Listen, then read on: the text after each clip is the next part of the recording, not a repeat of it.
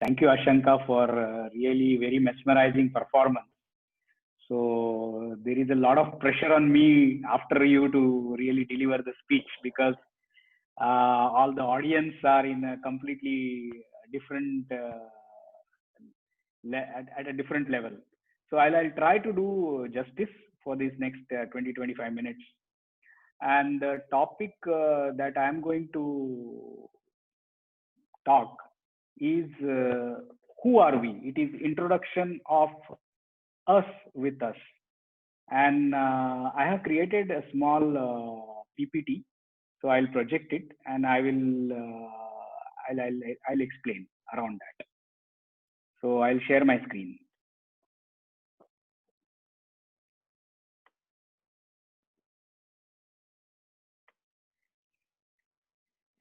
Do you see my screen?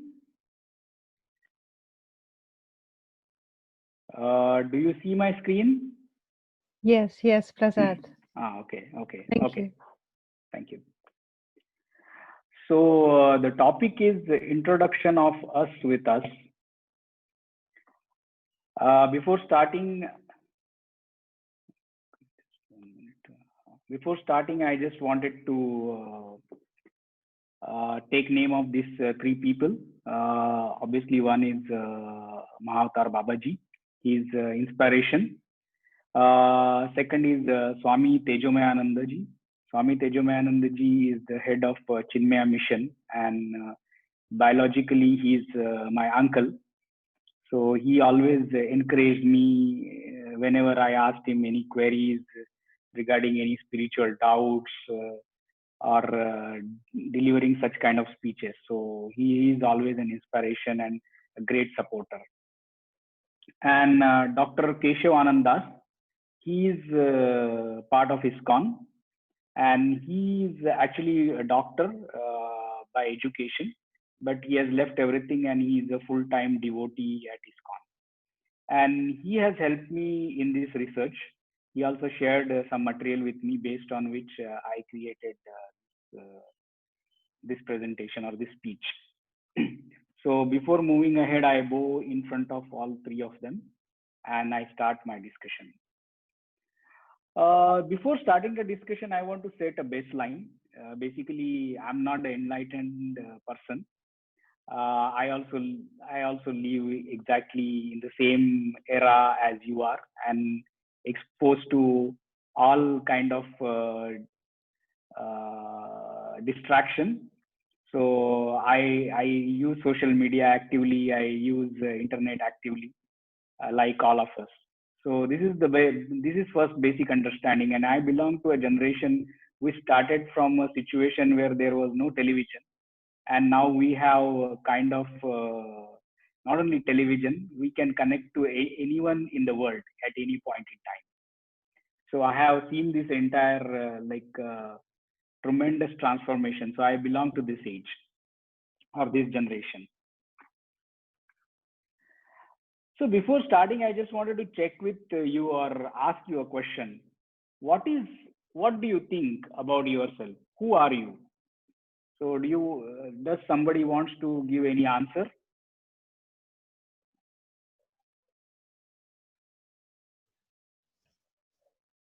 Well, Prasad, I am listening very carefully to your presentation, and this is a very difficult question that you bring in immediately. Huh?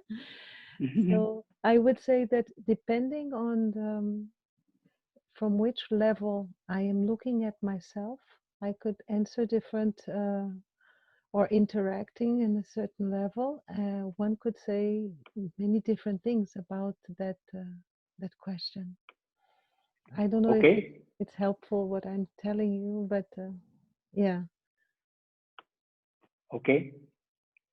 Any other person would like to attempt?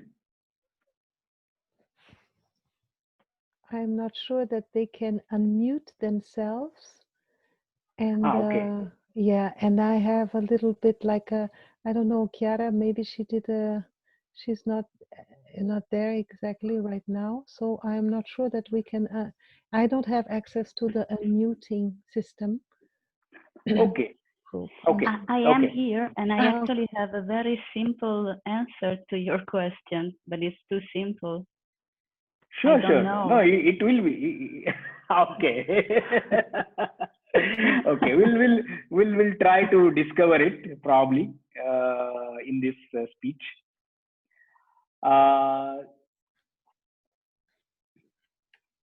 So who we are. So let's try to find out. There was a philosopher called René Descartes in 17th century, a French philosopher, and he started doing a lot of research in that era to find out who are we. And he also he was also a mathematician, and he also wrote books on meditation. So he was probably the first person in this era to write something on meditation. So his thought process was like, we can doubt on anything. We can doubt like this earth is probably an imagination, the cosmos is probably an imagination, or probably this body is also imagination. So we can doubt on each and everything, but we cannot doubt on our thoughts. If we start doubting on our thoughts, then we'll have to doubt on everything. So thoughts belong to us. So basically, he came to conclusion, we are our thoughts. So this is a French expression. Probably some of you know French, so you will able to understand. But the English translation is, I think, therefore I am. So his answer was, who am I? I am thoughts. So this was the answer he has given. So we started from the 17th century, that who are we? We are thoughts. Then we came to 20th century. 20th century, there was a science developed. There were a lot of new things developed. So we could actually able to see, we could able to actually measure our different body parts, things coming out of our different body parts. So scientists have used electrocephalogram to really find out what are the waves that are coming from our brain. So they put sensor on different parts of brain and different parts of head, and try to see what is coming out from the brain. So there are gamma waves, beta waves, alpha waves, theta waves, etc. So basically, they came to conclusion that thoughts are coming from our brain. So we are not thoughts, but we are brain. So scientists gave answer, we have evolved from thoughts to brain. Scientists said, we are not thoughts, we are brain. Excuse me. Yeah. So now we are in 20th century, we are saying that we are brain. So are we really brain? You know, patients who are in coma, so they are kind of brain dead, but their body is still working. The body is functioning quite well. They are in a vegetative state, but the other system is working. In fact, in India, there was a case of a nurse who stayed in coma for 42 years and eventually she died. So when brain is not functioning or the person is brain dead, even then the things are working. So these are some of the graphs. So if you see the graph of a normal person, normal adult, and graph of a person who is brain dead or who is in coma. So even when you are in coma, your body is functioning. So are we really brain? So this question started coming up. So then they said, we are not brain also, we should be something else. In fact, then in 2007, there was a case of an adult of 44 years old, and his brain size was extremely tiny. It was so tiny that as good as he didn't have brain. But even with that size, his body was functioning perfectly fine. He had children and he was leading a very normal life. So really, scientists started thinking that without no brain, or such a very, very tiny or negligible size of brain, the things are functioning perfectly fine. And this was the first case discovered in 2007, but after that, there were a lot of cases when similar cases been discovered. So scientists really started thinking whether we are brains. So the answer that is coming out was, we also are not brains. Then who are we? Then there was a case of Palm Reynolds. This was a very important case in this study, and it actually changed a perspective tremendously. Palm Reynolds was a lady in US, and she met with accident, and she had to be operated. Her brain had to be operated, and in order to operate brain, doctors had to stop the brain. Brain cannot be operated when it is active. Uh, for stopping the brain, they also had to stop the heart. So basically, what they did is that they reduced her body temperature to around 15 degrees centigrade, and they stopped her heart, stopped her brain, and they did the operation.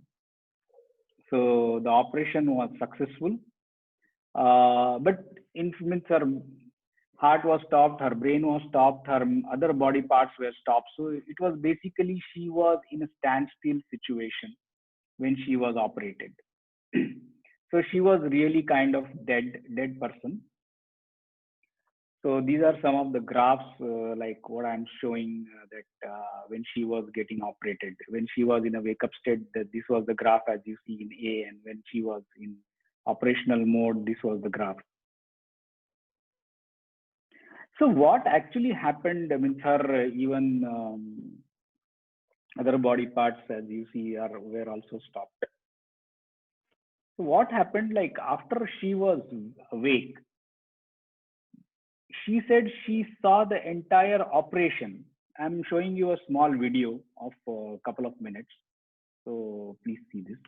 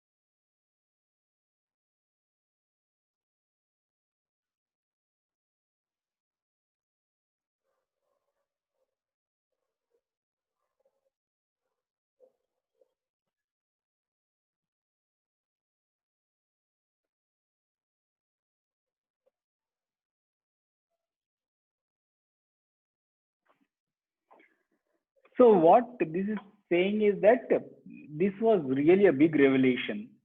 Palm Reynolds could see her operation by leaving her body. She also described what doctors were discussing.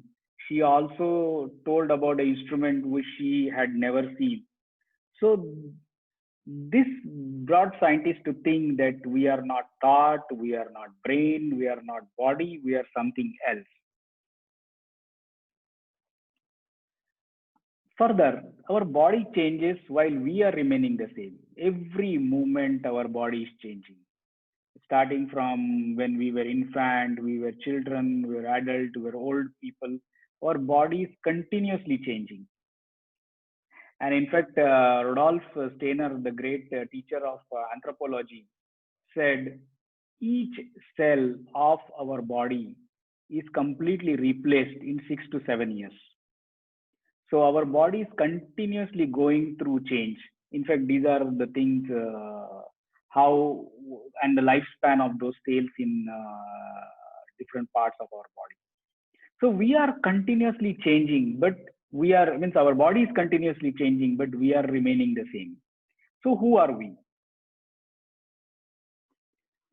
So what is coming out is that what we are sensing from our six senses, sight, smell, taste, intuition, hearing, touch, etc.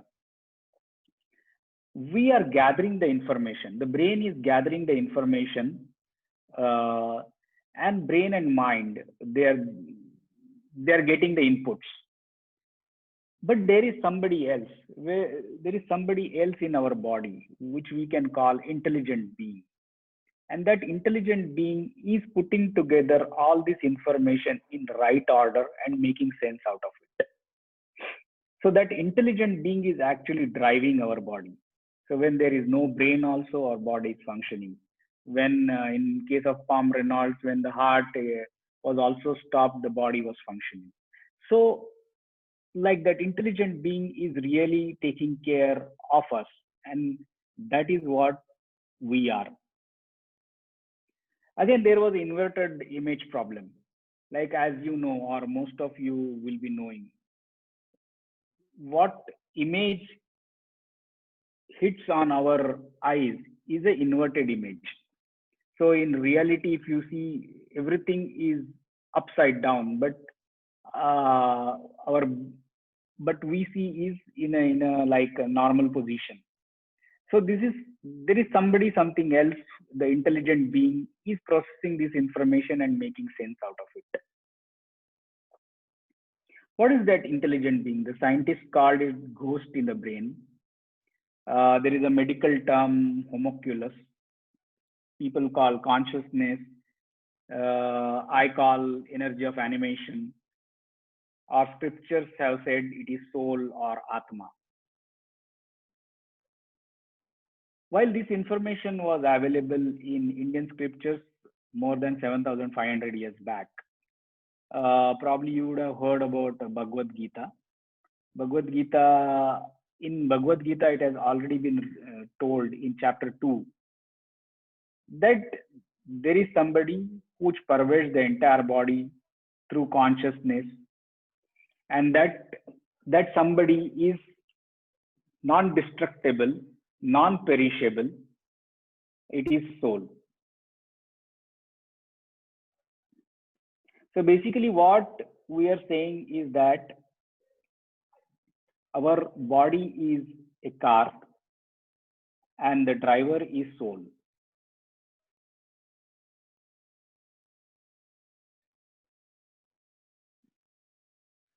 There are some characteristics of soul is given in different Indian scriptures.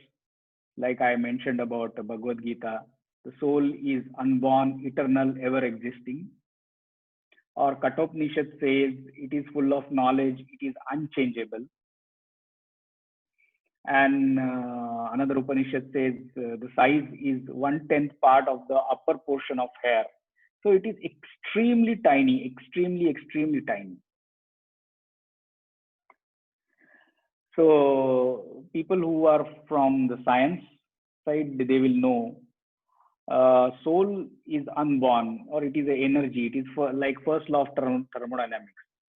So it is an energy which changes the form, but it cannot be created, it cannot be destroyed. Or it is like an electric current which is passing through cable, and our body is like a cable.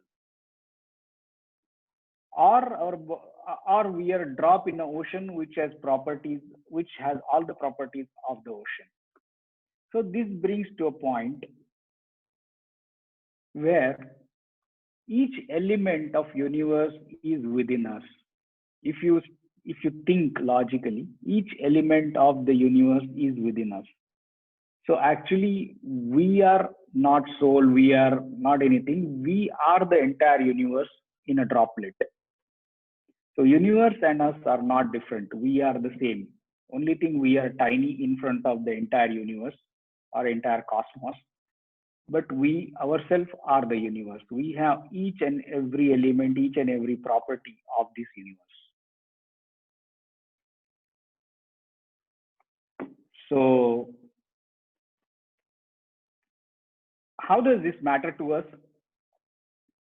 The knowledge of soul transforms us from state of objective happiness to subjective happiness.